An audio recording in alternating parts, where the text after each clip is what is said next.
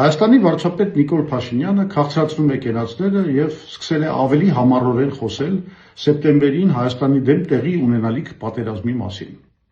Ահա մեջբերում իրենց։ Լինելու է պատերազմ սեպտեմբերին ու աղետաբեր պատերազմ, եթե քաղաքացիական պայմանագիր կուսակցությունը սահմանադրական մեծամասնություն չունենա։ Չեմ ասում հաղթի, ասում եմ սահմանական մեծամասնություն չունենա։ Իսկ Նիկոլ Փաշինյանը մեզ երաշխավորում է պատերազմ, եթե նա չգրավի ազգային ժողովի 2/3-ից ավելին։ Հիմա հարց է ծագում, այդ ոնց եղավ, որ նա դարձել է ըստ էության պատերազմի երաշխավոր։ Ինքն էլ գիտի, որ իր վարկանիշը համեմատած 21 թվականի, էլ չեմ խոսում 18 թվականի մասին, ահագին ցածր է։ Հետևաբար կարելի է երաշխավորել, որ ինքը սահմանադրական մեծամասնություն պարլամենտում չի ստանա։ Եվ ինչ է ստացվում Նիկոլ Փաշինյանի խոսքերից, որ նա ըստ էության երաշխավորում է սեպտեմբերին պատերազմ։ Հիմա բառացիորեն 1-2 ամիս առաջ նա հանդես էր գալիս խաղաղության երաշխավորի դիրքերից։ Եթե հիշում եք, ասում էր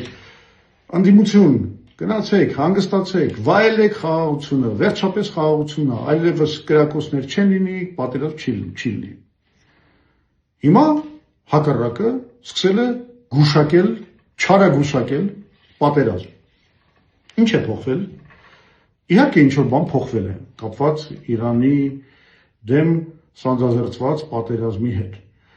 Բայց դրա մասին խոսենք մի այլ տեսանյութում։ Վստահելիության տեսակետից Նիկոլի նկատմամբ ոչ մի բան չի փոխվել։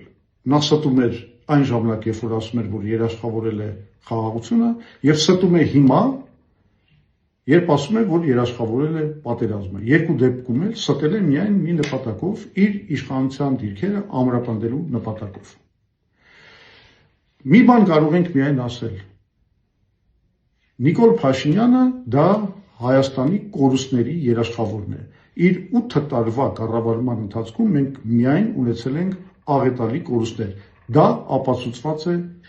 իր անցած ուղով Հայաստանի այս պատմության ժամանակաշրջանով։ Իսկ մենք Հայ ազգային կոնգրեսը ունենք մի այլ առաջարկ։